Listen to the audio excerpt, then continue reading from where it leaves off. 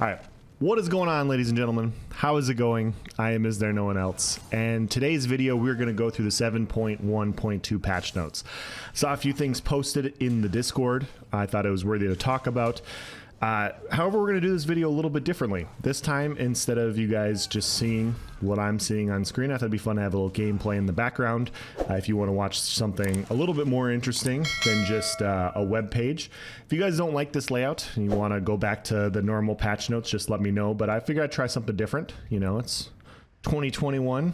Figure we'll change some things up from what we normally do. But yeah, just let me know in the comment section if this is a little bit more enjoyable. Gameplay footage. I feel like I have to kind of explain it.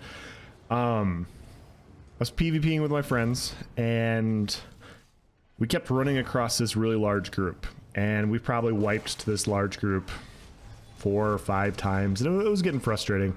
And I was like, you know what?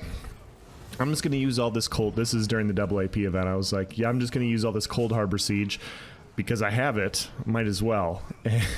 And we killed a lot of people, and yeah, this is getting towards the end of the night, and I was just messing around. So all the footage is just me like messing around and trolling and whatnot, and yeah, a pretty decent fight ensued. So hopefully you guys enjoy it.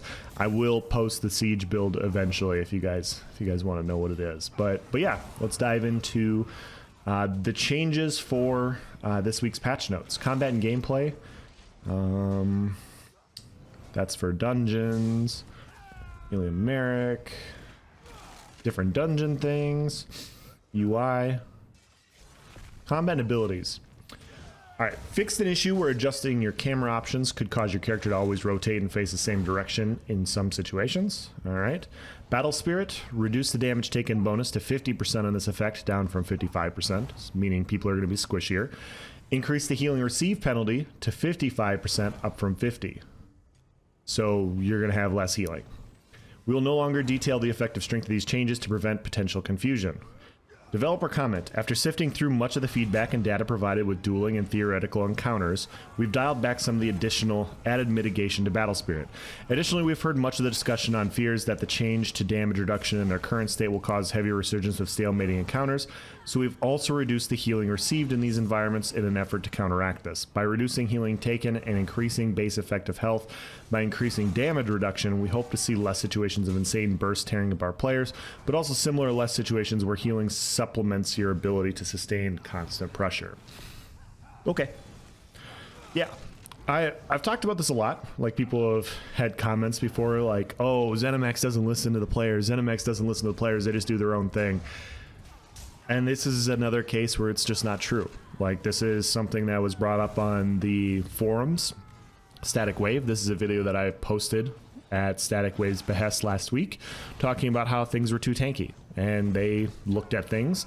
They looked at the numbers and what people were running, and you know, you bring forward a solid argument and you show how people are going to be too tanky, and if you can show your point of view, they will make adjustments. Now, yeah, I mean, they're the developers. They have different views on things than players, but I think this is a good situation to where it was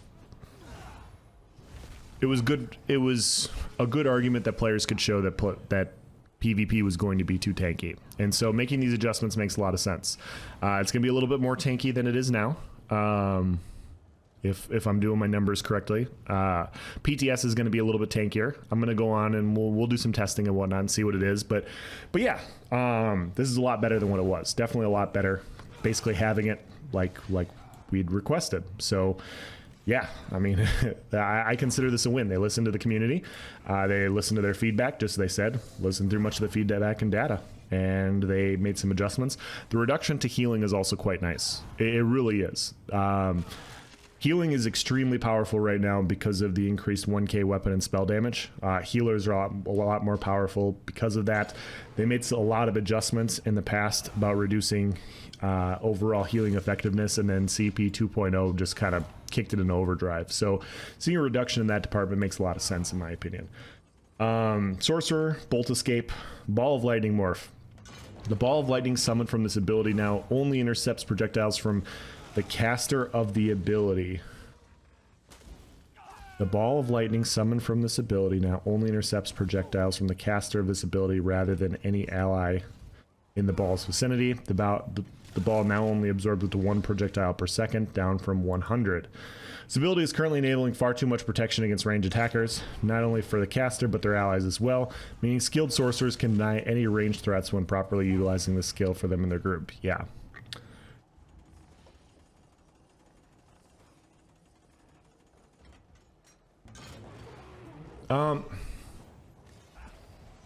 I mean, this is a huge adjustment. Obviously, this is a huge change to Ball of Lightning. I've never really felt like the absorb projectile was the biggest problem with Ball of Lightning, personally.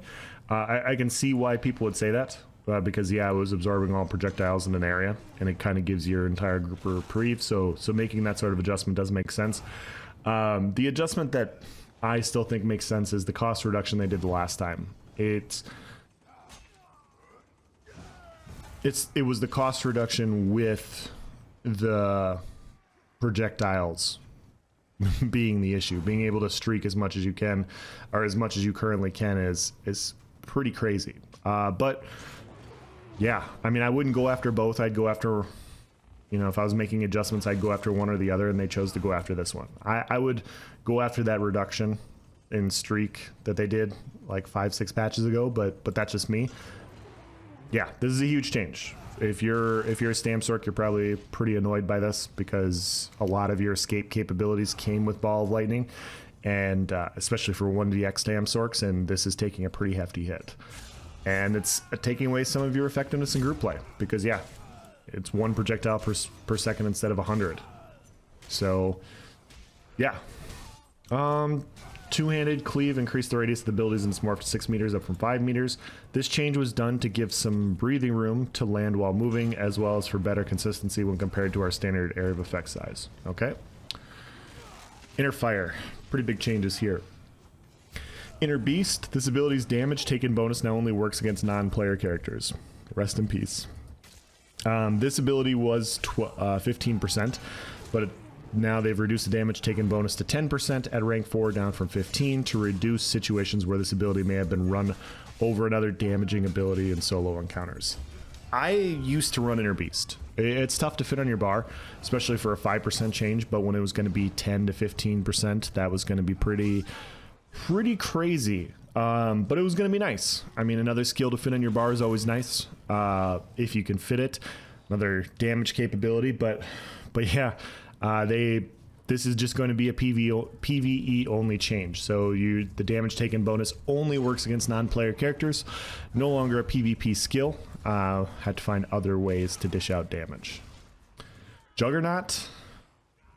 Champion point system. Reduce the damage reduction bonus to the star from 1% per stage down from 2% to ensure its power is similar to other damage reduction sources in regards to its ease of access to keep up. Okay. So CP tree got a damage reduction, so you're going to be a little bit squishier when you're running Juggernaut. Itemization and item sets. Crimson Oaths Rive updated the set's tooltip to properly state what can proc its effect. All right. Rush of Agony. The pull from this item set will now visibly move the targets instead of suddenly teleporting them. All right. Silver Rose Vigil fixed several tooltip typos. All right. Thunder Collar. These are the new sets, guys. I haven't gone through all the new sets. I will do that this week. I'll try and go through a lot of them. Yeah, try and get all that content out for you, because a lot of the new sets are pretty good. Thundercall, well, I don't know if they're good yet. I think that they're interesting and they're worth doing videos on. I should stipulate that. Thundercaller fixed an issue where the damage over time from the set took 2 seconds to deal damage after the initial hit rather than 1. All right. Soulshine, an outdated set, fixed an issue where the set was not activating off-channeled abilities. Yeah, that would be a problem. PvP source, Plague Break. Reduce the cooldown of the set to 100 milliseconds, down from 10 seconds. Oh boy, the set now only applies itself to any target that isn't already under the effects of the set. The set continues to be unable to stack from multiple users, and the cooldown exists to prevent the ability of instantly applying the damage over time to multiple targets with one attack. Okay. We'll have to look at Plague Break. Plague Break is, once again, one of the more interesting sets coming out.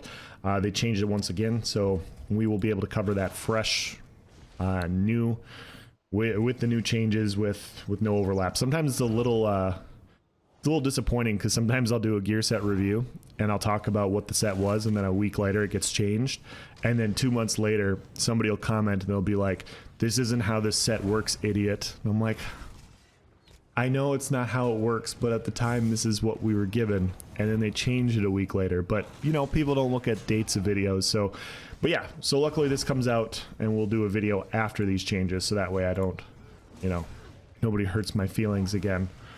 I'm just kidding. What else? Miscellaneous, quests and zones. Getting to the bottom here. That is it. So overall, good changes. I think these are great changes. Going from a really tanky meta to something a little bit squishier. We'll have to see where it lies. I'll talk to people in the Discord. We'll go on the PTS and test some things. We'll test out the new gear sets and whatnot, do all that fun stuff. But overall, yeah, they listened to the feedback and they made the changes that were important. I don't think most people don't like stalemate. Most people don't like stalemate fights. So yeah, that was good to see. If you guys have any questions or comments, please provide in the section below. If you have any questions or if there's specific gear you want to see first, let me know in the comment section below and I'll just start going through them. Thank you for watching, guys. Have a nice day.